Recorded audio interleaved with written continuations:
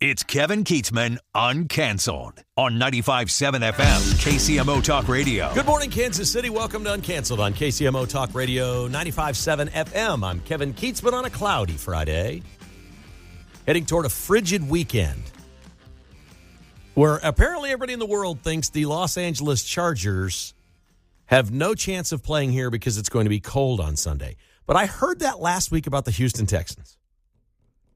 Didn't seem to work out. We'll get into a little football at the end of the show today with Mark, our dead locks of the week coming up. And somebody you know well had a very exciting thing happen for their family in football. That's all I can tell you. Somebody you know well from this show. We'll get to that a little bit later in the broadcast. Are you renting your house out for the World Cup? Axios has done a study on what's going on in Kansas City with people renting their houses. I brought it up with my wife today before a bigger, more pressing concern came up. You won't believe some of the numbers of rentals that have already been booked in Kansas City, in the Kansas City area for the World Cup next summer. And in just a little bit, in the next segment, I'm going to share with you, if you were listening yesterday, we got a $5,000 donation for Children's Miracle Network. And I was challenging businesses to call in and offering a free month of advertising on my podcast for any business that gave the largest donation. And we got some bids, which was nice. When the entire cluster here ran the thing up to $107,000 yesterday, which was amazing. That's just terrific. That's a record for Cumulus Media and Children's Miracle Network. So we're very happy about that. But I've got a story to share with you about the person who made this big donation of $5,000, and I'll just leave it at that. We'll talk about that coming up in a couple of moments. I want to start today with my absolute favorite person in the Trump administration. Everybody's got their favorite, right? Some people, it's Tom Homan. He's out there rounding these people up. Some, it's my wife is RFK. She's in this health thing, Make America Healthy Again. She loves that. Everybody's got somebody different that they love. Oh, Pete Hegseth is just crushing it at the Department of War. Mine is Stephen Miller, and it's been Stephen Miller for a long time. Stephen Miller got my attention in 2006 when he was a senior at Duke, and he wrote for the student newspaper, and they had a scandal there, the Duke lacrosse scandal, that you may or may not remember. It was some girls on campus that claimed 3 male lacrosse players raped her, or there might have been 2 victims, but one for sure came forward, was like, they raped me at a party. They were hammered, there was drugs, they raped me. It was a national story. And fast forward 19 years, we don't do this anymore, thank God. But in 2006, those 3 were convicted that day. Like the media, the story, bro, it was over. It was, if a woman claims it, it's gold, it happened, there's nothing to discuss. These guys are going to jail for a long time. And Stephen Miller was the opinion writer for the student newspaper, and he wrote his very first piece, was a pretty simple piece. And he wrote, well, wait a second. What about presumed innocence? What if they didn't do it? Next thing you know, as a student at Duke, he's a guest on CNN. And they're like, what do you mean they're innocent? And they're just pounding him down. And he goes through 1 step, 2 step, 3 step, 4 step. And he goes, now I've learned this and this and this. And if nothing else, he never said they didn't do it.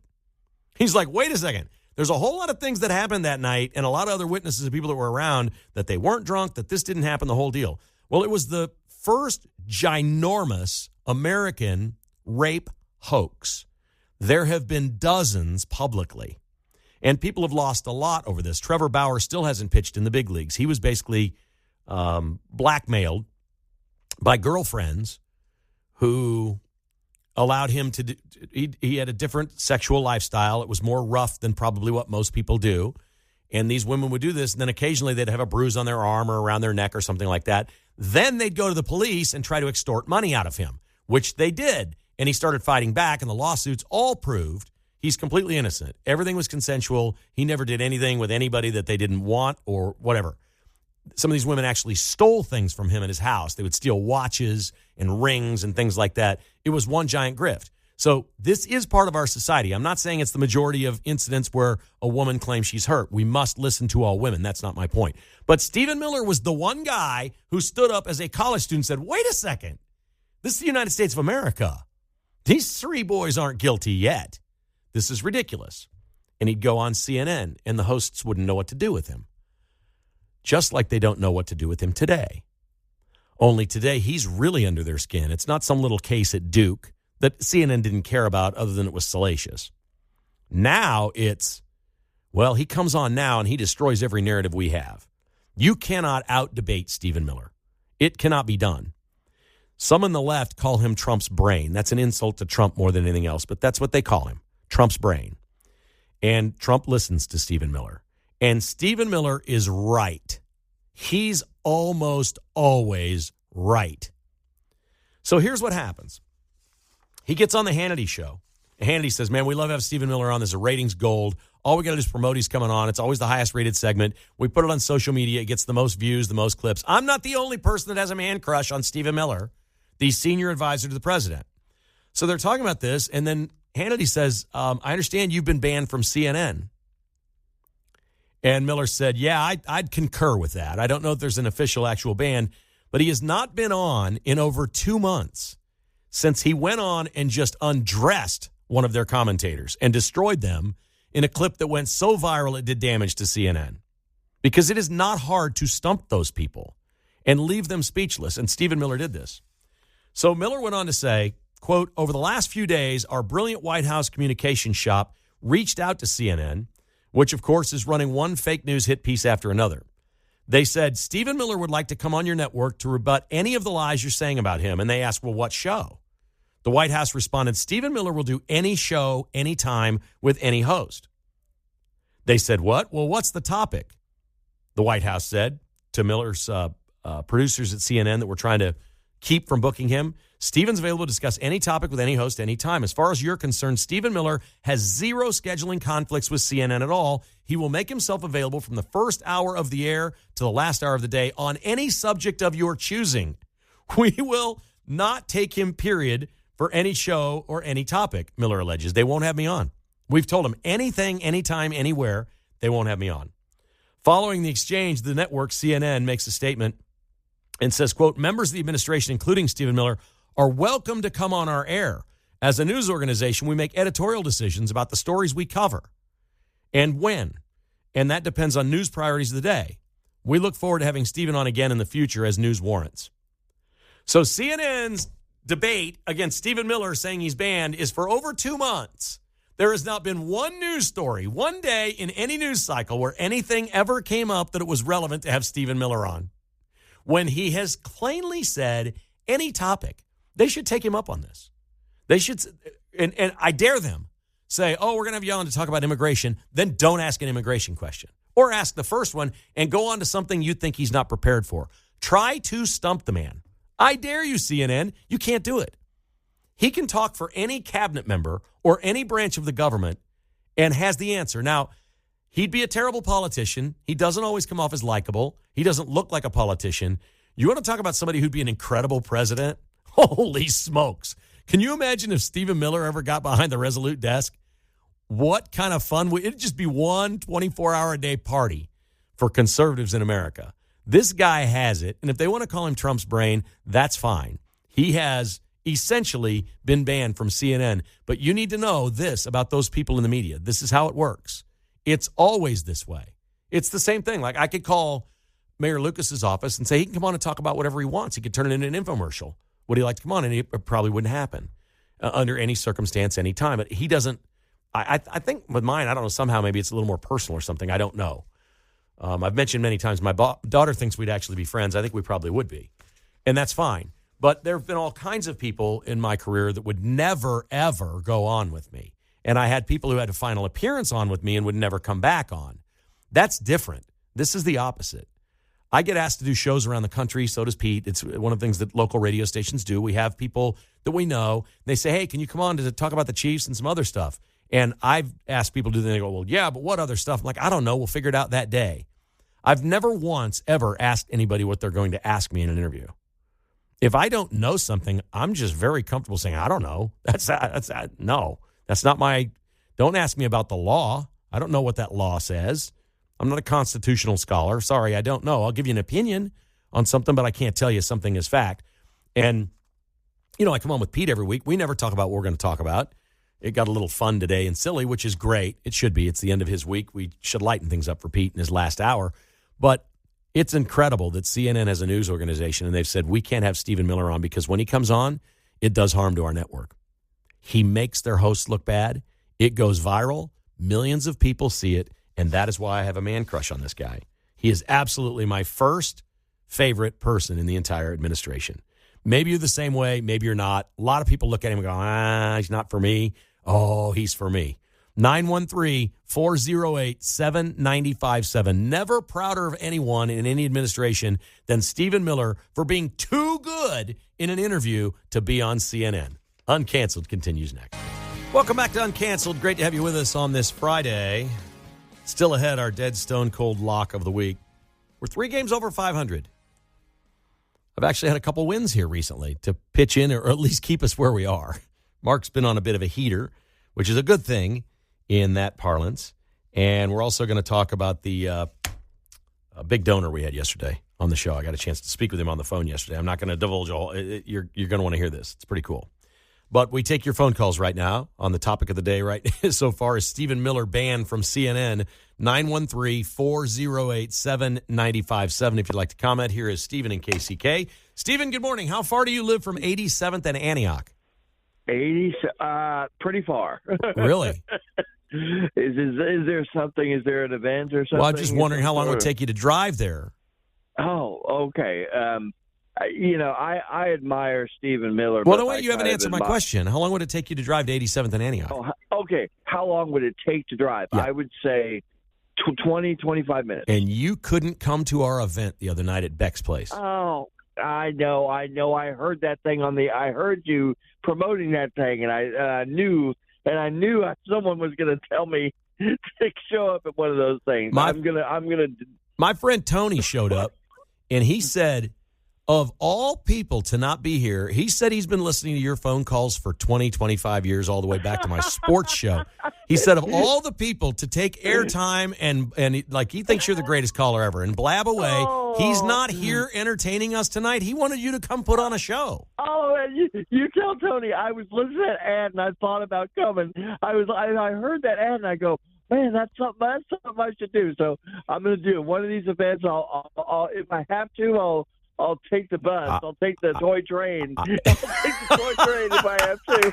What's worse, the toy train or the bus? Oh my, that's great.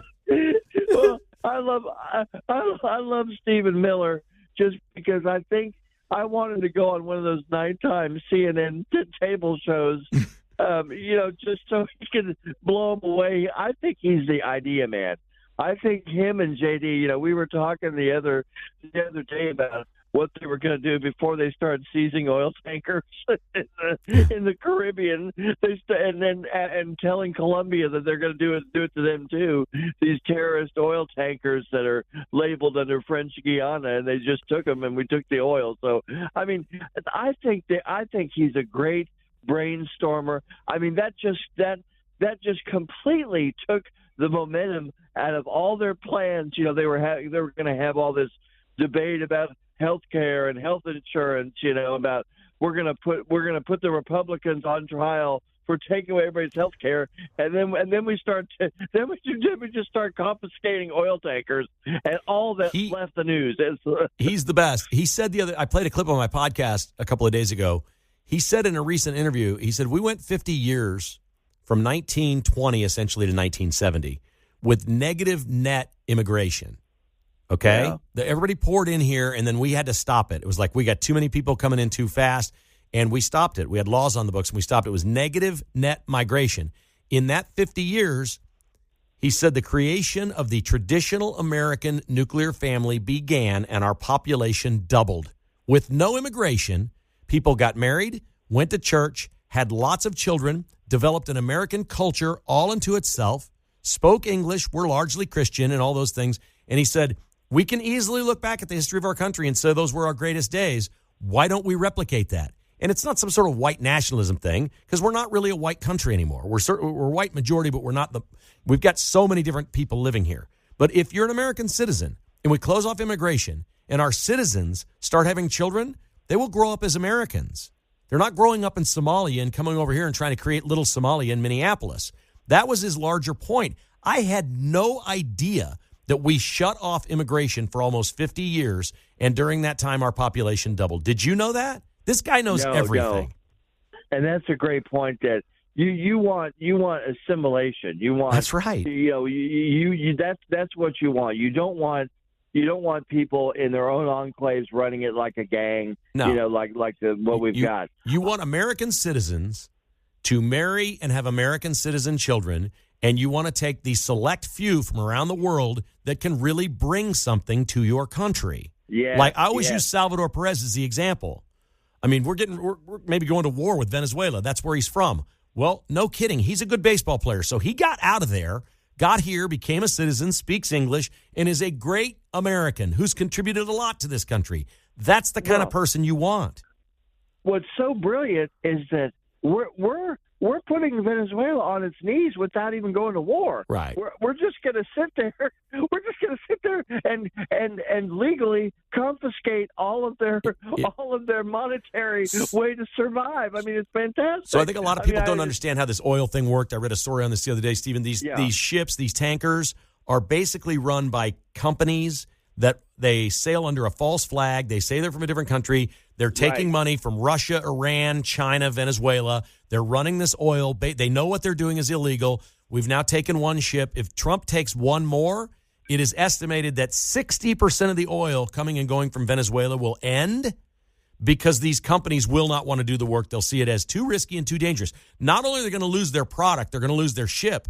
They're not giving that ship back. Who are you going to give it back to? Oh, Kevin, take them all. Take Colombia. If you're running an illegal ship under a false flag and it's legal, Absolutely. I don't care who it is, man. It's going to cripple Venezuela economically is what it's going to do. That's what those things are about. Absolutely. And that was the point of this whole – that's why I think you've got J.D. Vance or Stephen Miller running strategy, because this is a masterful strategy. And the news media can't help but to cover it. Right. I need to make you our Stephen Miller. Every time you call, Stephen, I want you to have something that you've researched and come up with a fact that we don't know. Okay. Can you do that? Okay. Thank you, buddy. I'll try. Thank you. Have a great weekend. Stephen and KCK. How's he such a – I mean, he listens like every minute of every day, right? And calls a lot. And we love him. How did he not come to Beck's place the other night? I thought he'd be there.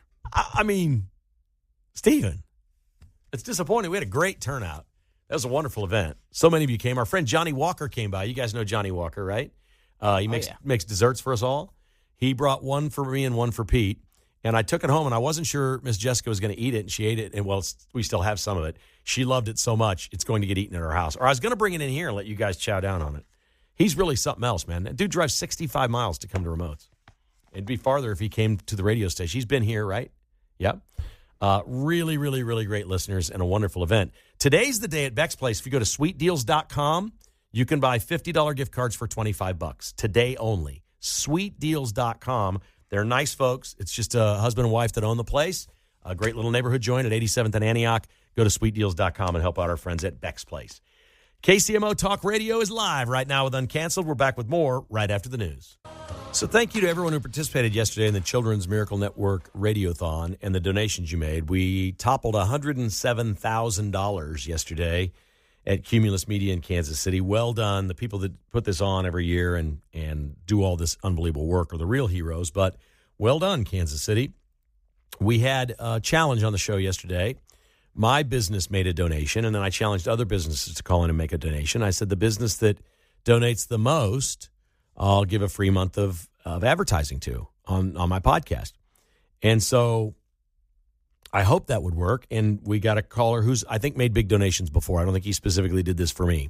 And I learned this because I asked the folks at Children's Miracle Network that were here, I said, do you have the information on the person? We don't see anything but a first name here on our scrolls, the stuff they give us. It's all very private. I said, is there any way we can reach out to him? I think this is the guy who came up with the high bid and wants this advertising. And they said, well, we can contact him for you, or this is his number. What do you think? I'm like, well, don't contact him for me. Let me call him. He listens to the show. There's nothing else. I'm the host calling him. Let me call him. So I get his number, and I won't get into his name or anything because I'll tell you about the conversation that I had with him, and we'll just leave it anonymous because that's the way he wants it. He was almost taken aback that I called, not in a way like, oh, Radio Boy's calling. It wasn't like that. It was like, yeah, I really don't want to talk about this. And it was one of the coolest experiences I've ever had with somebody who made a large donation to a charity. And I said, sir, what's the name of your company? He told me the name of his company, and he's got a. I said, well, I'd love to do the advertising for you and see if I could bring you some new business. And he said, yeah, I'm not really interested in that. And I said, well, at some point next year, if you have a charity that your business is involved with or an event that you'd like to promote in the city where you live, whatever, and anything in your life, I'd like to promote that for you or do whatever I can. He said, yeah, okay, I'll let you know. And largely, although he didn't say it, my takeaway from him was very simple. He's the best among us. He donated $5,000, and he really doesn't want anybody to know. He just wants it between himself, maybe his family, probably his creator, and the charity, because you have to give the information and the credit card or however you pay. But he doesn't want people to know. I wonder how many people like that are in our society. I have always hoped and prayed that it's the majority of people would just like to do things and nobody knows it never comes up. Even if you called yesterday and gave $20 that you didn't tell your wife, you didn't tell your friends, you didn't do anything, you just did it because you know it's the right thing to do and it makes you feel good, and that's good enough. Doing something good for others and feeling good while doing it is plenty for any and all of us. And I fall in the trap where I don't. But, I'm kind of a marketer, promoter. We get involved. We get competitive. We make jokes about beating the other stations and doing this and that. So maybe what we do is a little different. That's no excuse. But I've watched so many athletes in my life have news conferences. It's better today than it was. This all really started in maybe the early 90s. Remember Arrowhead was so boogered up. It was every player had a cause and a banner, a sign hanging around the stadium. And it just looked so trashy in there. Do you guys all remember those? Some of them were really poorly made. It was this player's that, this player's that. The team was pushing that on all their players. Get involved in the community, have a cause, give us a charity. We'll make banners for you. We'll put it up. We'll push it. And the problem was it's just not for everyone. Like a lot of players may just want to go to church with their family on Sunday and tithe, and that's enough. That they don't really feel comfortable in social environments doing news conferences or making public appearances with kids that are dying or whatever it may be. It's not for everyone. Some people want to do it privately. And in sports, they just keep pushing and pushing and pushing things publicly. Well, they got better at it because they had so many bad moments where an athlete would be at a news conference asked about his charity and couldn't answer a question. I'm not talking about people like Trent Green, who's dedicated the last 25 years of his life to the Ronald McDonald House here in Kansas City. I guarantee you right now, Trent Green, the Chiefs' former quarterback, could be like the chairman of the board or the CEO of Ronald McDonald House. He knows every single facet of what they do. He and his wife, Julie, are completely and utterly immersed and involved with that charity. And that's awesome. And he's not very public about it. He does a golf tournament every year. Every now and then there's a statement that will come out about something that they're doing or they're expanding or, whatever may be the case. But he knows everything about it. That's awesome. When an athlete does that, that's incredible. But some athletes, they're not cut out for that. And they are charitable people. They just don't want to be public about it. And that's what happened yesterday. And this guy's awesome. And I think, I look at my own mom. She is unable to go to Mass every Sunday, but she still gives to her church. She doesn't tell anybody. Nobody knows this. It's her way of life. She has other charities that she donates clothes to and does things, and she's just been a very kind, respectful, and helpful to others person her entire life. I'd like to think we're not, I'm going to tell you, me and my siblings, we're not as good of people as our parents. We're not. But we did learn that from them. We learned a lot of the right things. We don't do it as, no pun intended, religiously as my mom with the same commitment. But it's learned, it's taught behavior, and it's wonderful. And I'm going to guess that this gentleman's got a great family, and they're all the same way.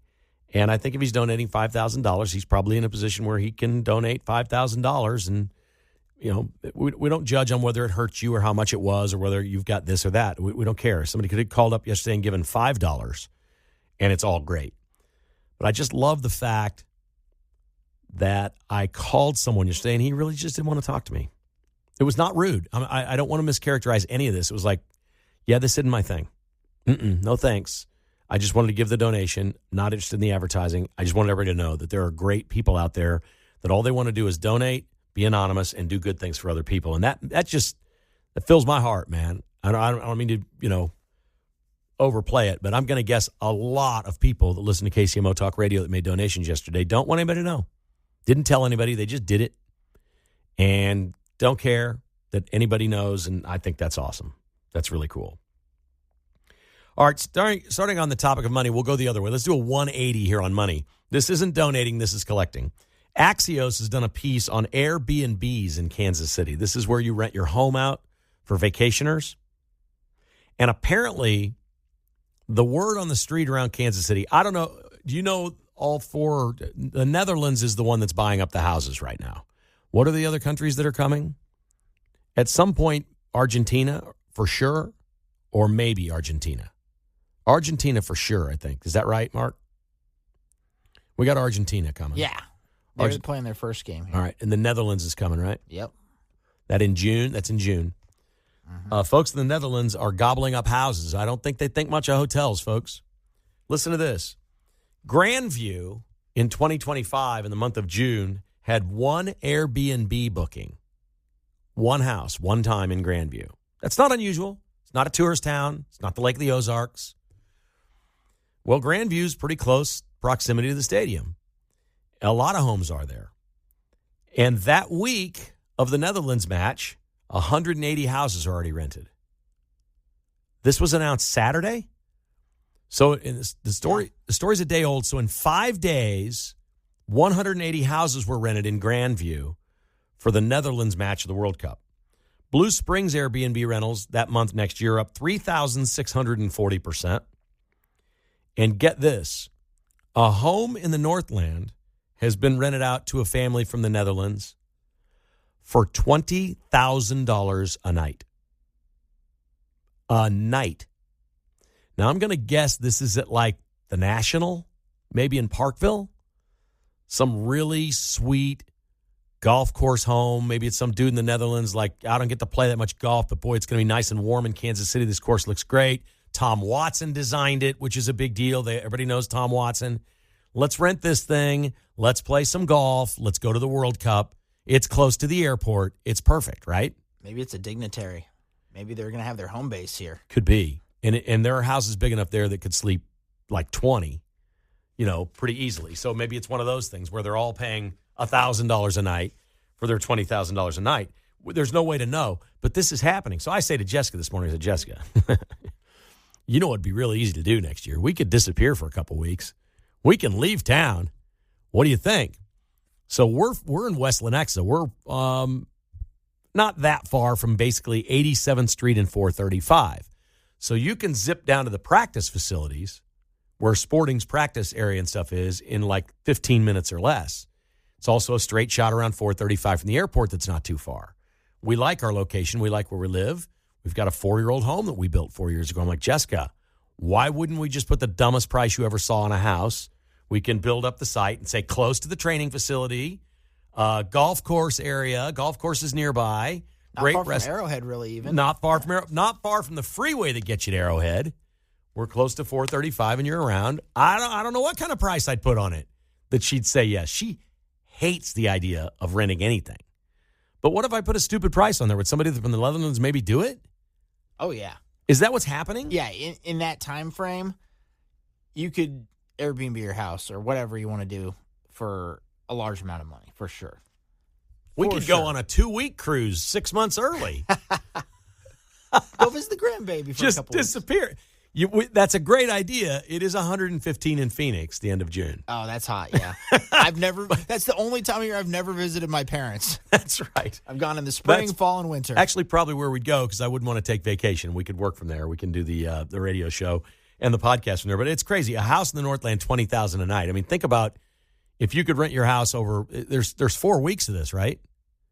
Yeah. 28 days? Mm-hmm. What if you could get $1,000 a night for your house? You rented it 20 nights and made $20,000 for a lot of, are you kidding me? It's pretty good. Holy smokes. So it's real. I didn't believe it was all going to happen, but apparently a lot of folks do not like hotels. and they're willing to pay at somebody's house.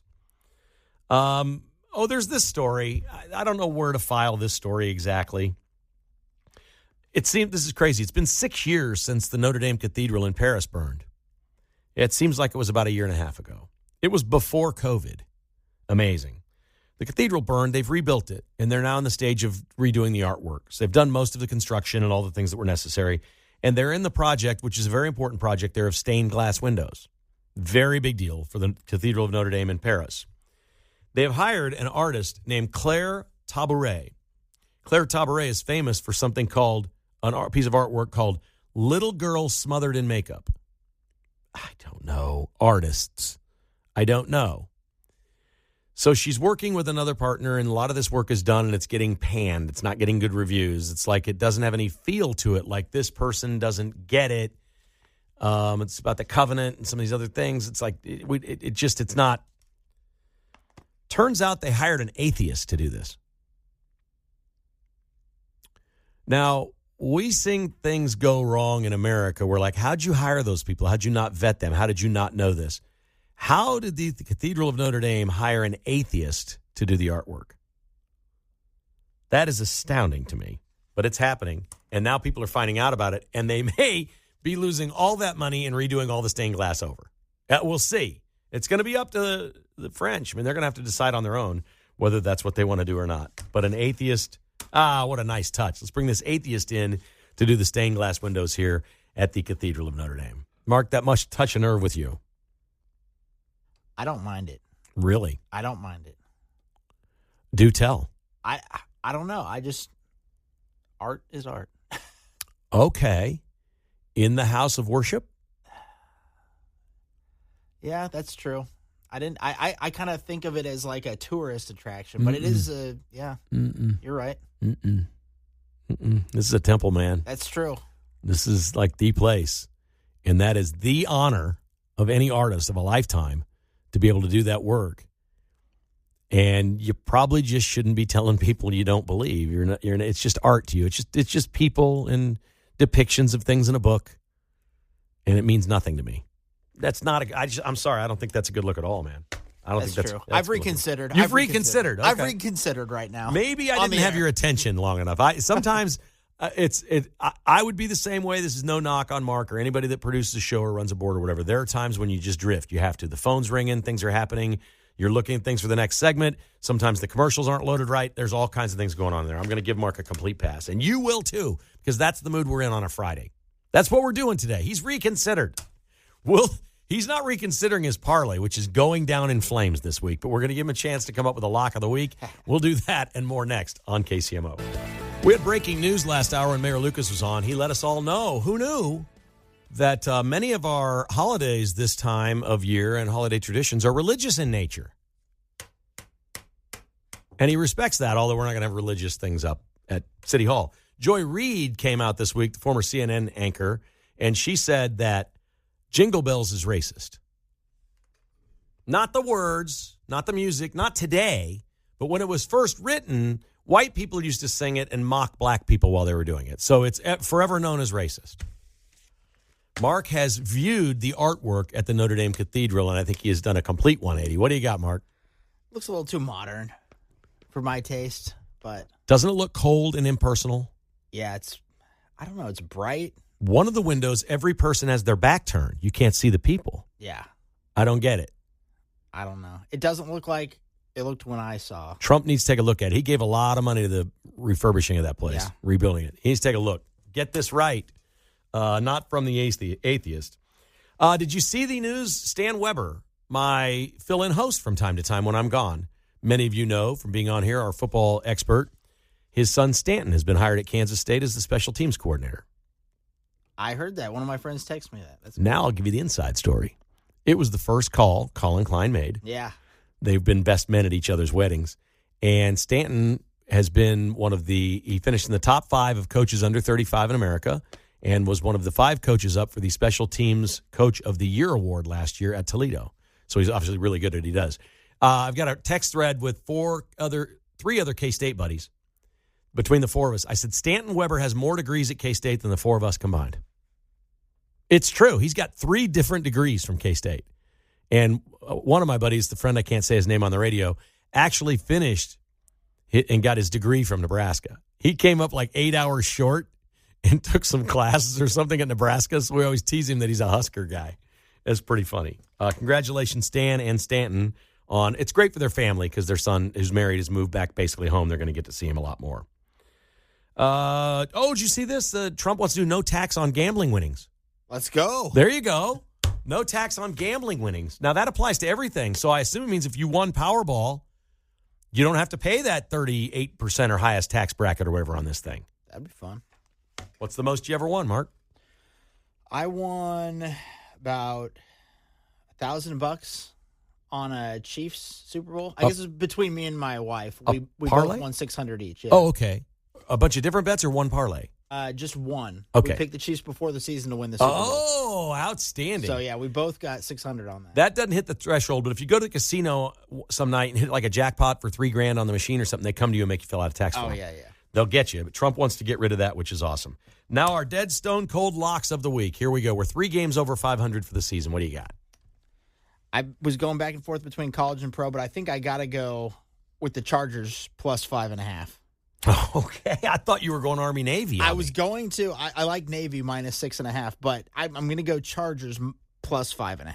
Well, since you're off the Army-Navy game, I'm going to go there. I thought you were going there, and I was going to take the under of 38.5, and I said, no, I'm going to take Villanova plus 13 in honor of Pete Mundo and Frank Bowl, both of whom we discussed last hour on this show.